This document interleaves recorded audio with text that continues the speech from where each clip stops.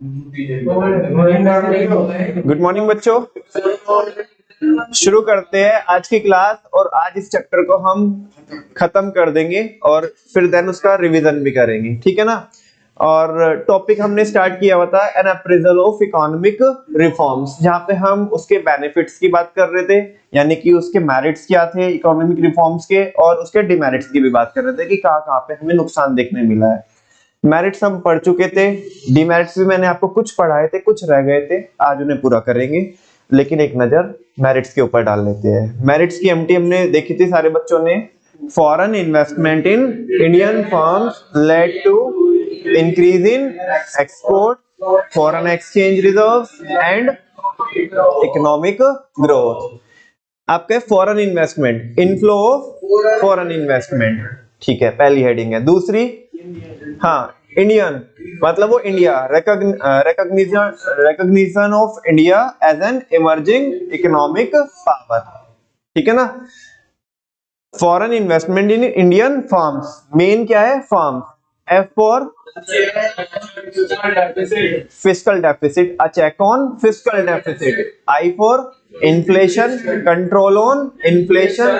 Are for role, greater role of private sector. M for market orientation and firm, FIRMS। S for, हाँ जी, sovereignty, बोले तो consumer sovereignty. Foreign investment in Indian firms led to increase in export, as it is heading है increase in exports. Next है foreign exchange reserve, rise in foreign exchange reserve, माने तीनों increase हुए। और इंक्रीज इन इकोनॉमिक ग्रोथ, या हाँ कुछ भी बोलो, इंक्रीज बोलो, राइज बोलो, ग्रेटर बोलो, है ना। तो इकोनॉमिक ग्रोथ में तेजी देखने मिली है। 10 हेडिंग है बच्चों, 5 हेडिंग में डेटा है। वो बता सकते हो कौन कौन हेडिंग में डेटा है, इधर ये आइडेंटिफाई करा दो। फॉरेन इन्वेस्टमेंट में, हाँ जी, इन्फ्लेशन में, और एफ इसमें भी है, फिस्कल डेफिसिट। आर माने क्या होता है, रोल में कुछ नहीं है। एम मार्केट ओरिएंटेशन में कुछ नहीं है। एस सॉवरेनिटी में कुछ नहीं है। इंक्रीज इन एक्सपोर्ट इसमें कुछ नहीं है। फॉरेन एक्सचेंज रिजर्व इसमें है, इकोनॉमिक ग्रोथ में है। ये है बच्चों 5 हेडिंग जिनमें डेटा है ना। बहुत अच्छे से आपने आइडेंटिफाई किया, बहुत अच्छे से खेल रहे हो बच्चों आप। अभी फॉरेन इन्वेस्टमेंट बताओ, उस टाइम पे जो फॉरेन इन्वेस्टमेंट थी वो कितनी होती थी भारत में, कितना, $100 मिलियन। बाद में वो बढ़ करके रिफॉर्म्स के बाद कितनी हुई बच्चों, $30 बिलियन। Very good. जो डेफिसिट होता था वो पहले कितना होता था ओवरऑल जीडीपी का, 8.5%। वो घट करके कितना रह गया, 3.5%। 5% से डिक्रीजमेंट हुआ है, ठीक है ना। नेक्स्ट है इन्फ्लेशन, जो उस टाइम पे कितनी होती थी बच्चों, 17%। वो घट करके कितनी हुई है, कितना, 5.48%। Very good. नेक्स्ट है बच्चों फॉरेन एक्सचेंज रिजर्व्स। उस टाइम पे हमारे पास फॉरेक्स के रिजर्व कितने थे, $6 बिलियन। और अभी कितने हैं, $413 बिलियन। से काफी मल्टीपल टाइम्स हुए। नेक्स्ट है बच्चों इकोनॉमिक ग्रोथ। उस टाइम पे इकोनॉमिक ग्रोथ कितनी होती थी हमारी, हाँ जी, 5.6%। और ये ग्रोथ कितनी हुई है, 8.2%, है ना। तो ये इसमें क्या है, डेटा है। फिर बच्चों ये सारी चीजें बच्चों मैंने कवर कर ली, ठीक है ना। बहुत ज्यादा किसी को अगर डाउट हो तो वो पूछ लो, बाकी और इससे ज्यादा डिटेल में नहीं जाऊंगा मैं। डिमेरिट्स ऑफ इकोनॉमिक रिफॉर्म्स, और इसकी एमटी भी हमने देखी थी, पूरी तो खैर अभी नहीं हुई। Culture cut the agriculture and spread unemployment. बच्चों ये टॉपिक बहुत इंपॉर्टेंट मार्क करके चलना, क्योंकि बच्चे क्या करते हैं ना, इस चैप्टर में इकोनॉमिक रिफॉर्म्स को तो फोकस करते हैं क्योंकि चैप्टर ही वही है, लेकिन जिन चीजों पे ध्यान नहीं गया है, इकोनॉमिक रिफॉर्म्स जिन चीजों के लिए थे ही नहीं, उन पे हमारी नजर नहीं जाती। लगता है कि यार ये तो कोई टॉपिक है नहीं है, तो इसको थोड़ा ध्यान रखना। तो इससे क्या हुआ है बच्चों, इकोनॉमिक रिफॉर्म से हमारा कल्चर क्या हुआ है, बर्बाद हुआ है। बिकॉज सारे बच्चों को पता है रिफॉर्म्स के बाद, ग्लोबलाइजेशन होने के बाद भारत के अंदर, पहले भी मतलब ये अंग्रेजों के टाइम पे भी था और अभी भी था, लोग बहुत ज्यादा कीन इंटरेस्टेड थे, ठीक है ना, क्या करने के लिए, वेस्टर्न कल्चर को अडॉप्ट करने के लिए। हमारी संस्कृति को भुला करके, है ना, किसको अपनाया गया, बिल्कुल, ठीक है ना। वो हमारी संस्कृति अपना रहे जो अच्छी है ना, हम जो उनका कचरा है हम वो अपना रहे हैं। नेक्स्ट है स्प्रेड ऑफ कंज्यूमरिज्म। बस ये 2 हेडिंग पढ़ाई थी मैंने आपको। स्प्रेड ऑफ कंज्यूमरिज्म किसको फैलाया गया है, मतलब जहां पे कस्टमर की जो वांट्स है उनको क्या किया गया है, रेज किया गया है। है ना, जिन प्रोडक्ट की जरूरत भी नहीं थी उनके लिए भी मार्केट में डिमांड क्रिएट की गई है, और ऐसे दिखाया गया है, ऐसे शो कराया गया है मार्केट में कि जैसे अगर कस्टमर को ये प्रोडक्ट नहीं मिला तो तुम्हारी तो जिंदगी अधूरी रह जाएगी, जबकि ऐसा कुछ नहीं है। कस्टमर को मोर डिमांडिंग बनाया, क्या बनाया है? आगे बच्चों नेक्स्ट है अनबैलेंस्ड ग्रोथ। कह रहे हैं कि चलो ठीक है, तुमने कल्चर को बर्बाद किया, ठीक है ना, कंज्यूमरिज्म को फैलाया, ये तो बात ठीक है, लेकिन चलो तुम जो सेकेंडरी सेक्टर की बात करते हो या टर्शरी सेक्टर की बात करते हो, है ना, उनमें भी सभी सेक्टर में बैलेंस्ड ग्रोथ नहीं हुई। एक सेक्टर के लिए तो तुमने पॉलिसीज इतनी लेके आई फेवर में कि उसमें क्या होगी, आउट परफॉर्म किया तुमने। क्या किया? एक सेक्टर को बेचारे को देखा भी नहीं, ठीक है ना, तो वो हेडिंग बोल रहे क्या? Unbalanced growth. चलो देखते हैं, कह रहे growth has been concentrated only in some selected areas. मतलब जो इकोनॉमिक रिफॉर्म से उनकी वजह से जो ग्रोथ हुई है वो भी किस में हुई है? कुछ सिलेक्टेड एरियाज में हुई है, in the services sector. Services sector में जैसे सच एज टेलीकम्युनिकेशन, आईटी, क्योंकि आउटसोर्सिंग हुआ है, ठीक है ना, and finance, rather than vital sector such as agriculture and industry। कह रहे कि बाकी में तो जो इंडस्ट्री के जो बाकी जो दूसरे सेक्टर्स थे उसमें भी आपने नहीं किया, एग्रीकल्चर को तो ऑल टुगेदर क्या ही किया है? इग्नोर किया, उसके लिए तो कोई रिफॉर्म्स नहीं किए। Which provide livelihood to millions of people in the country. दुर्भाग्य हमारा ये है कि जिन सेक्टर में हम ग्रोथ नहीं कर पाए या जिनके बारे में सोचा भी नहीं है, और उनमें ही सबसे ज्यादा क्या है, हमारे यहाँ पे लोग रोजगार में, मतलब ऐसे ऑप्शंस में लगे हुए हैं, उनसे ही अपनी जीविका चलाते हैं, अपने जीवन को यापन करते हैं। यानी कि ज्यादातर लोग किसके ऊपर डिपेंड है? एग्रीकल्चर के ऊपर। उसी में तुमने क्या नहीं किए? रिफॉर्म्स नहीं किए, उन्हीं को तुमने साइड किया, ठीक है ना। अच्छा नेक्स्ट है, और एक दूसरा ये है कि जहां पे ज्यादातर जो लोग एसएसआई के ऊपर क्या थे? डिपेंड थे, उल्टा उनके लिए तो तुमने क्या किया है? डी रिजर्व करने का काम किया। तो ऐसा भी लिख सकते हो आप, यहाँ पे नहीं लिखा उसे, थोड़ा जो लिखा है ना, ये जो इंडस्ट्री लिखा है इसको थोड़ा आप डिटेलिंग इसकी लिख सकते हो ऐसे, ठीक है ना। नेक्स्ट है बच्चों एक्सप्लॉयटेशन ऑफ होम ट्रेडर, है ना। होम ट्रेडर का क्या हुआ है? एक्सप्लॉयटेशन हुआ है। कैसे हुआ इनका एक्सप्लॉयटेशन? जब बाहर वाले जो मैन्युफैक्चरर आ रहे हैं, है ना, और वो अपना प्रोडक्ट यहाँ पे बेच रहे हैं, तो ऑब्वियस सी बात है कि किसके ऊपर नेगेटिव इंपैक्ट पड़ा है? जो हमारे डोमेस्टिक प्रोड्यूसर, ठीक है ना कहीं उन्हें क्या करना पड़ा? सफर करना पड़ा, बिकॉज इंटरनेशनल मार्केट से कंपटीशन मिल रहा था ड्यू टू ग्लोबलाइजेशन। कह रहे due to globalisation there was a greater flow of goods and capital from developed countries. Capital का भी फ्लो हो रहा था, पैसा भी बरस ही रहा था भारत में। अभी हमने नंबर भी देखा, कितना था पहले?